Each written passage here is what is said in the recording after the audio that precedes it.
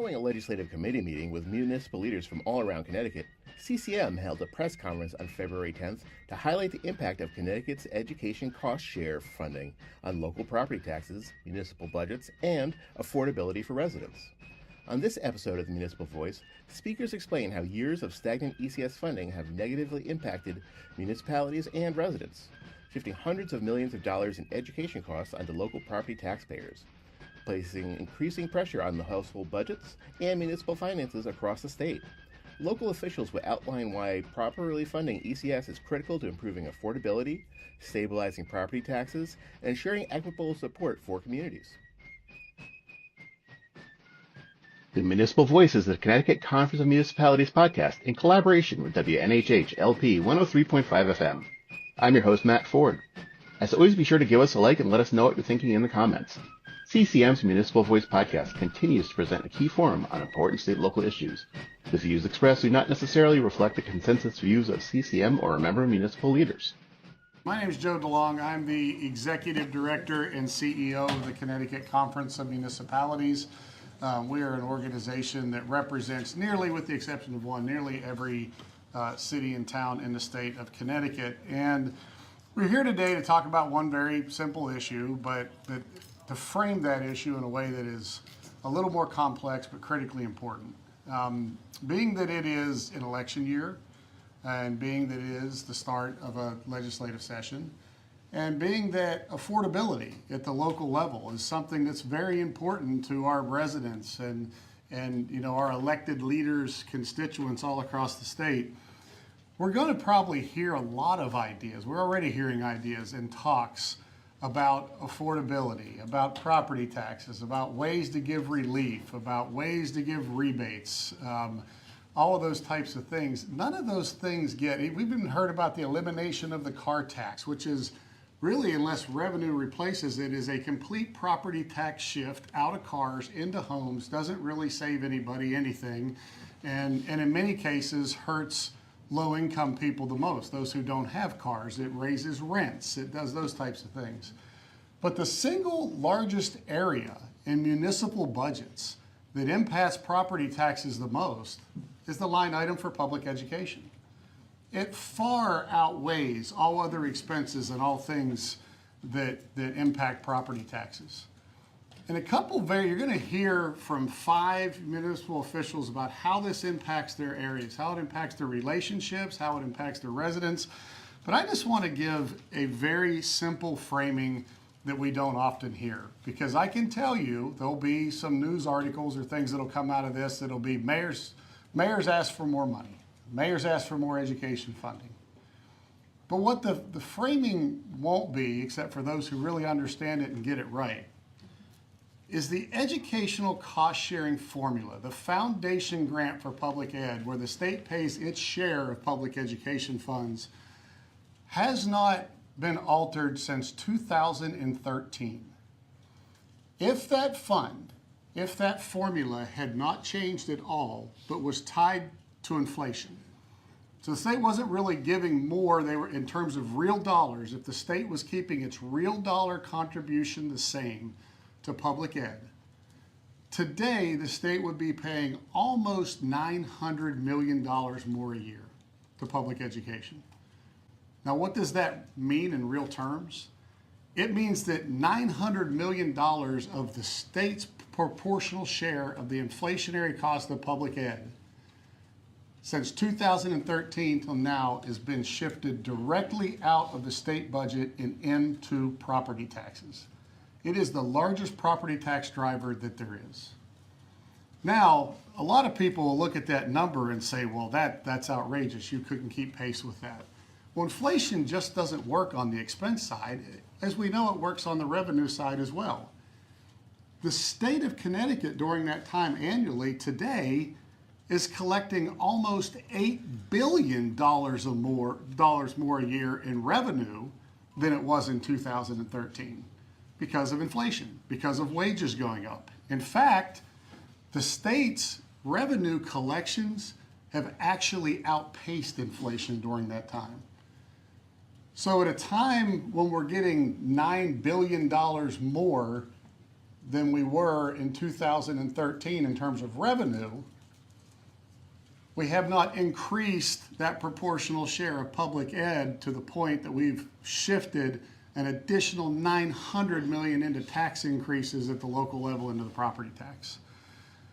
So what we're really here to say, the message is, if you want to talk about relief to our residents, if you want to talk about property tax relief, if you want to talk about affordability, if you want to talk about keeping people in their homes, this is the most foundational issue that has to be discussed. If we're not discussing it, then we're not serious, because it is the largest driver of unaffordability in our regressive property tax system that there is.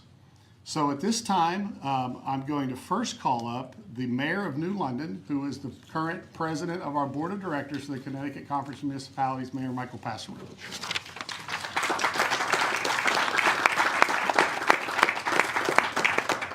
Good morning, everyone. I want to start first by telling you a story that could take an hour long, but I'm going to try to do it in 3 minutes. The effect of what Joe just told you on my small city. We're a city of about 30,000 people. 60% of the families are your Alice households. Asset limited, income constrained, but employed. I represent a city of the working poor. So when we talk about the impact on property taxes, you're talking about an impact on the folks that suffer the most under this regressive property tax system. And in our school district, 85% of our students are the children of those economically disadvantaged families. So I just need to set that parameters for what I'm dealing with. So not only is there an impact on the property taxes, but I'm in a situation where I can't raise the property taxes. I mean, it's immoral or amoral, however you want to look at it.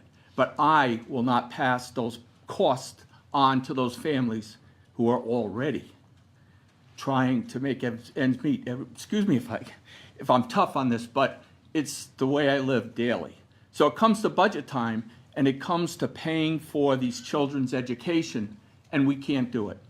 Going back 5 years, the ECS contribution to my city went up 4.7%. Doable. Boy, those were the good days. We still had to be, it was still tight, but at least there was hope that we could do it year over year. You take that 4.7% contribution down to the current biennial budget, ECS went up 0.7%. Now, how on earth do we cover our increased costs? That is what the people deserve.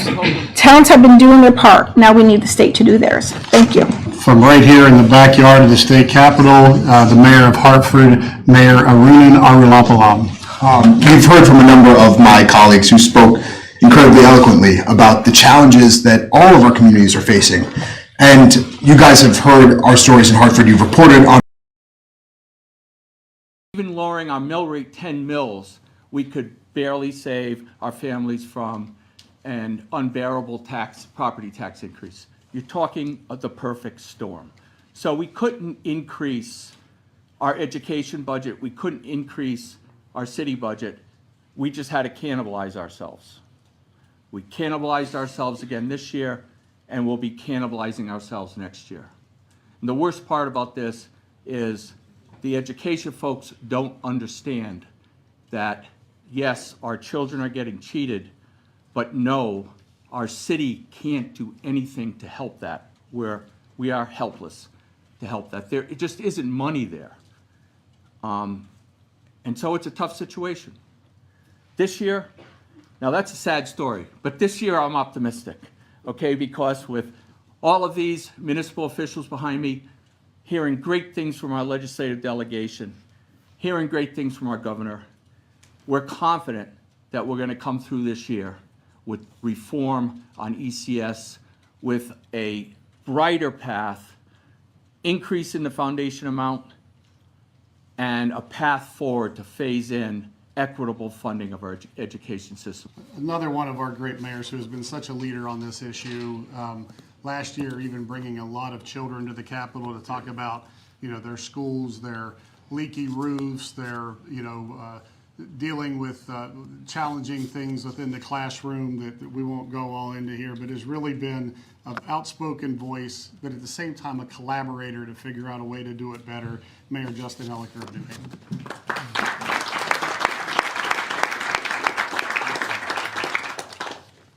Thanks, Joe. And I did not bring the kids up here. The kids brought themselves up here. It was pretty incredible how organized they were. I mean, you see here, and this is just a snapshot of the number of mayors and first select people across the state that are really, really frustrated about this issue, and that we are together. It's small towns, it's big cities, it's Republicans, it's Democrats, it's unaffiliated. We are all standing together to say something's got to change here. Something's got to change. There's no more powerful lever to change a child's trajectory in life than education. And the reality now is that we, in the way we fund public schools in Connecticut, is not able to deliver on this promise that we give our kids to have an equal opportunity to thrive in the future. The state's outdated education funding formula has not been updated since 2013. The dollar amount that the state estimates it costs to fund the education of an average child has not gone up since 2013. What else has not gone up since 2013? Nothing. Every other cost, you name it, has gone up dramatically since 2013. And it is time for us to see that funding formula change. We need to see the foundation amount go up. We need to see it tied to inflation, a real acknowledgement that if inflation exists, and so that we're not here in another 5 years with another press conference asking the state to change yet again the ECS formula. We need these improvements now. And I want to be clear about why. The state has consistently in recent years either kept taxes for its residents flat or reduced taxes, and this year there's a talk about a rebate. Meanwhile, all of us are raising taxes. I've raised, and people say you're crazy that you keep saying this in front of the press, I've raised taxes pretty much every year that I've been mayor for the last 6 years. Whether it's an actual mill rate increase or, as many of us experience, you have a revow, you reduce your mill rate, but even so, your taxes for your residents go up. I've raised taxes pretty much every year to pay for the funding that our kids need. In the past 6 years, the city of New Haven has increased its portion of education funding by over 60%. I mean, you think about that. In 6 years, we've increased our portion by over 10% a year. And meanwhile, the state has increased its portion of ECS and Alliance funding to the city of New Haven by just around 1%, not even close to keeping up with inflation. Our residents are bearing the burden. So while there's talk about keeping taxes flat or cutting taxes, there's actually an impact on residents across the state where we're seeing our property taxes go up to fill that gap. And that is just not sustainable. And our systems are really struggling for this. Last year, our New Haven Public Schools budget faced a $23 million gap. We've closed 4 schools in the recent years. We've merged 2 others. We are doing our part, and we need to see the state do its part. This year, we're looking at, as we pull together the budget for next year, potentially another $18 million funding gap that we are going to have to either fill or find massive cuts. The good news is there is growing consensus. We put a lot of effort, many of us last year, in pushing for these reforms. And this year we're hearing really positive things. Senator Looney and the Senate Democrats put forward Priority Bill 7 that dramatically increases the foundation amount. That is inspiring to see that. We're behind the senators and do what we can to help support that. The governor in his state of the state expressed openness and acknowledgement that we need to update this foundation amount. The good news is that we're seeing some progress. But this is not across the finish line. And let me just finish by underscoring why this is so important. It's about property taxes, but ultimately it's about our kids. In New Haven, we have 46 school counselors for 19,000 students. I mean, you think about that. That is a ratio of 1 counselor per 409 students. How can students that are first-generation college goers possibly receive any support for their counselors when you have a counselor that has 409 students that they're responsible for. We have 52 social workers for 19,000 students, one social worker per 358 students.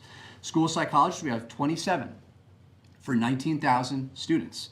Our students are dealing with, in many cases, all kinds of challenges, experiencing poverty, ESL learners, trauma in their community. We need many more counselors, psychologists in our schools than a lot of our the places where I grew up in New Canaan, where we had all kinds of resources that kids in my community in New Haven do not have. We have 23 librarians for 39 schools.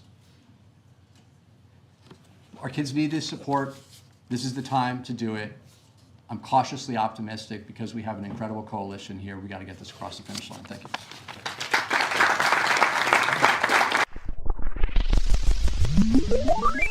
You are listening to the Municipal Voice on WNHH 103.5 FM. Today it's my pleasure to bring to you Mayor Molly Spino of Torrington.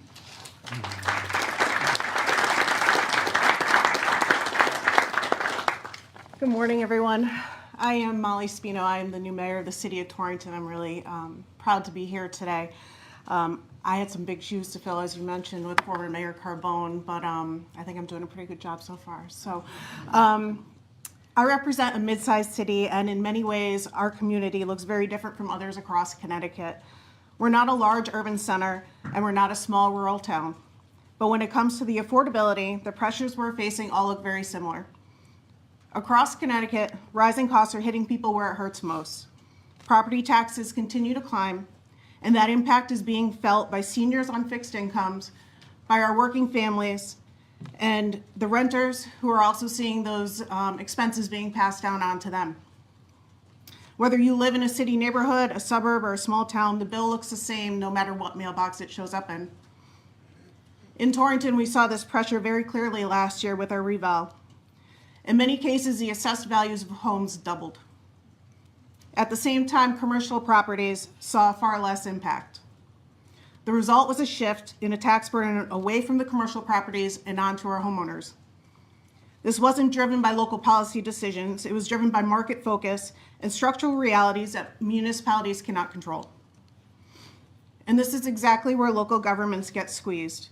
When costs rise and revenue options are limited, we're left with very few tools. And that's where school funding becomes the common denominator. Now, I as a community leader have seen the rift that has come from our city and the Board of Education. And I know this isn't just a Torrington issue. I know this is an issue across the state of Connecticut and these relationships.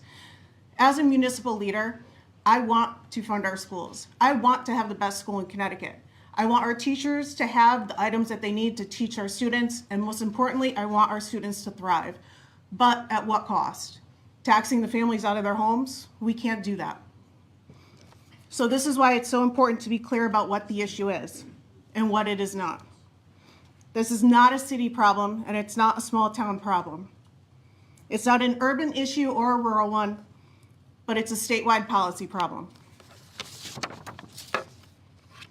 When the state underfunds ECS, it shifts the burden onto every local government, regardless of zip code. Every mayor, first selectman, and board of finance ends up making up the same painful trade-offs. That's why ECS reform matters so much. Fixing the formula is one of the most effective affordability tools available to the state. It's not just education policy, it's tax policy, it's housing policy, and it's affordability policy rolled into one. When ECS is funded properly, cities gain stability. Suburban and rural towns, we gain predictability. Residents get real reform and relief from rising property taxes. And students, no matter where they live, get the opportunities they deserve to succeed. At the end of the day, this isn't about capacity. Connecticut has the resources to do better. Continuing to underfund ECS is a choice to push costs onto local taxpayers and deepen the affordability crisis. Reforming ECS is also a choice to share responsibility fairly across the state and invest in our future. We all have different communities, but we all have the same problem, but the same solution as well. I think it's time to fix ECS. Thank you. Next up, I'm going to bring Mayor Anne-Marie Dragonis, our first selectwoman, Anne-Marie Dragonis from the town of Seymour, up to speak to you on how this underfunding of public education is affecting her community. Thank you, everyone. I'm Anne-Marie Dragonis, the first selectwoman for the town of Seymour. Education is our largest budget item. It is 65% of our budget.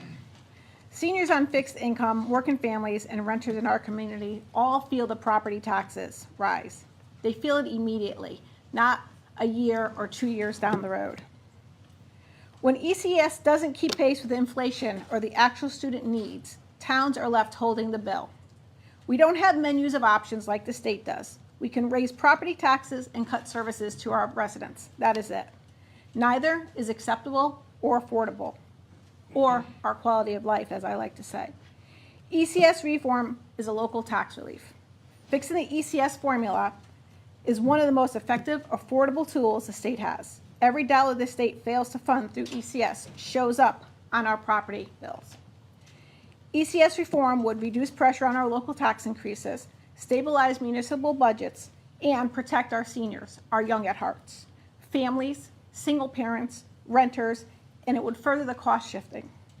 This is a policy choice. It's not about fiscal impossibilities. It's about priorities. The state has options, towns and cities don't. Continuing to underfund ECS is a choice that pushes costs down to local level and onto our residents, the ones that are least able to absorb them. If we want Connecticut to be affordable, we have to stop balancing the budgets on the local property taxes. Fixing ECS is about fairness, predictability, and affordability. That is what the people deserve. Towns have been doing their part. Now we need the state to do theirs. Thank you. From right here in the backyard of the state capitol, the mayor of Hartford, Mayor Arunan Arulampalam. You've heard from a number of my colleagues who spoke incredibly eloquently about the challenges that all of our communities are facing. And you guys have heard our stories in Hartford. You've reported on our stories, so I won't repeat any of that, but I'll say that we have all faced these challenges. In fact, an incredibly diverse coalition of my peers are standing behind me because we are all facing these challenges today. Small towns and big cities, Democrats and Republicans, urban, rural, suburban, all of our communities are standing together. And that's significant because we may not agree on everything, but we agree on a few shared values. One, that looking after the next generation of young people, looking for the future of our state and our municipalities is our most important and most trusted role as public servants. But also that the way in which we have funded education is broken. I think we understand that. It's common sense. We all understand that the way in which we have chosen to fund education is broken.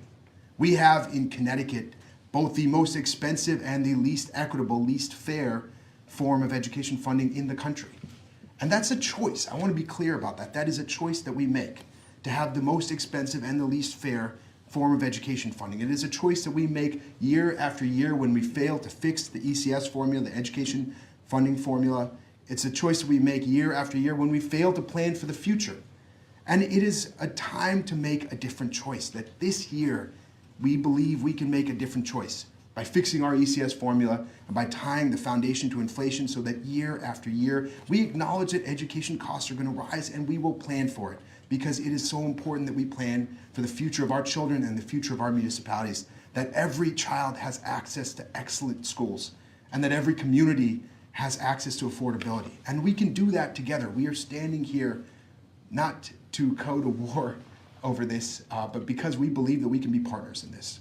We are standing here because we believe that this governor who talked about education funding in his State of the State could be the governor who fixes it. We believe that this legislature, that Speaker Ritter and Senator Looney and legislative leaders who have been actively engaged in these conversations with mayors and first selectmen and towns and municipalities across the state will be the legislature that finally gets it right on education. We believe that now is the time that we can finally fix this education funding formula to ensure that every child, no matter what zip code they're born into, has access to an excellent education. This state knows how to do that. We have some of the best school systems, some of the best school districts, some of the best schools in the country. And we have many schools that are struggling and many communities that are struggling to afford our education system. We believe that this could be the time that we chart a new course.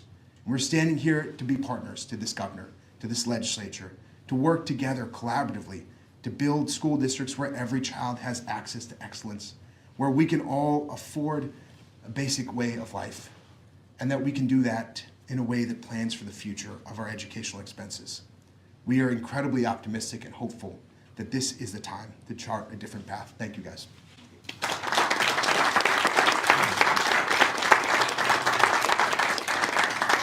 And yes, Mayor, to be clear, you were definitely one of the top 5 finest speakers that we had today. So this is the point of the program here in a second that we'll go and ask for those who have questions. I'm going to pose, before we do, a very rhetorical question to 4 of our 5 speakers. I know the media gets to ask the questions. Maybe you want to ask them this question. But the rhetorical question to the mayor of New London, the mayor of Hartford, the mayor of Torrington, and the mayor of New Haven is, what would it mean to your communities, to your budgets, to your property taxpayers if you received 40% more in education funding from the state than you receive right now? What would that mean? Because to do that, there is a way to do it without asking folks in this building and the governor to do it.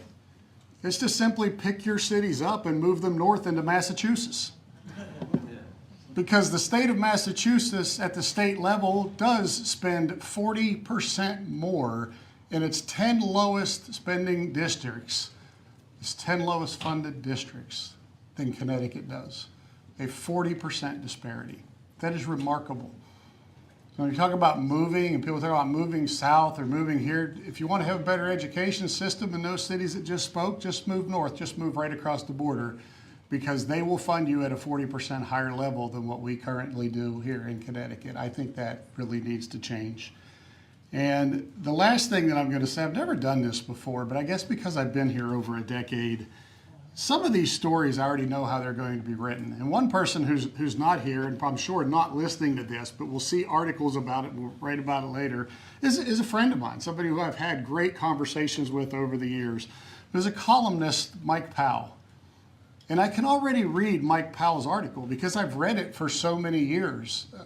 Mike Powell is going to say that a bunch of mayors came up here to once again whine for more money for public education, but not one thing was talked about reform, about making the expense better, about fixing the system that is broken. It was all about just funding it. And I'd just like to respond to that and say it's true. It's true. And when this building and when our leaders have the appetite for those levels of reform, we as an organization and these mayors and first select people up here, we would be happy to be at the table and to have that conversation because it's needed. But until we get to that point, we have to fund the system that we currently have in place. The system that has been created and protected within state policy cannot then be ignored and not funded because the same state policy people think that it may be inefficient, whether it is or it isn't. When you create it and you don't reform it, you have to fund it. And since 2013, again, well, state revenues have outpaced inflation. There has not been a single inflationary adjustment made to these communities, shifting all of that burden of that unreformed system straight over to property taxpayers. The Municipal Voice is a co-production by CCM and WNHH 103.5 FM. Joe Thornton is our executive producer, Christopher Gilson is our producer, Harry Draws is on the boards, and I'm Matt Ford, your host. Be sure to check out our Facebook page and give us a like. And watch out for our CCM chat series on our YouTube page.